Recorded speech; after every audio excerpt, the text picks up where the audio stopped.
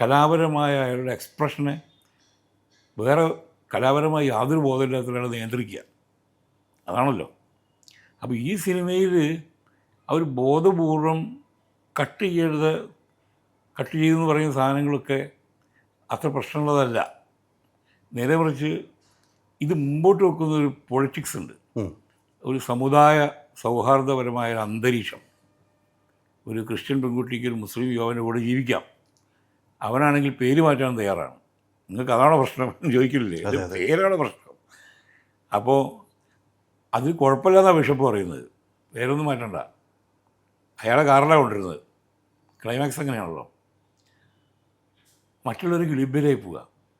ഈ കലാപുണ്ടാക്കാൻ വന്ന 3 വിഭാഗങ്ങളും. അപ്പോൾ നമ്മൾ ഇങ്ങനത്തെ ഒരു ഉദ്ദേശം സക്സസ് ആയാൽ അത് ക്ഷീണം ചെയ്യുക ഇതിനെ എതിർക്കുന്ന ഈ സെൻസർ ബോർഡ് മുന്നോട്ട് വെക്കുന്ന രാഷ്ട്രീയത്തെയാണ്. സെൻസർ ബോർഡിന് രാഷ്ട്രീയം ഉണ്ടല്ലോ. അതെ അതെ അതെ. ആ രാഷ്ട്രീയത്തിന് കിട്ടാവുന്ന കനത്ത പ്രഹരമായിരിക്കുന്നുള്ളതുകൊണ്ടാണ് അവർ ഇത് പല പല കട്ടുകളും നിർദ്ദേശിച്ച് ഇത് വൈകിച്ചു. മാത്രമല്ല സുപ്രീം കോടതി വരെ പോണ്ടി വന്നു. ഫൈറ്റ് ചെയ്ത് നേടിയെടുത്തതാണ് ഈ സിനിമയുടെ പ്രദർശനാനുമതി.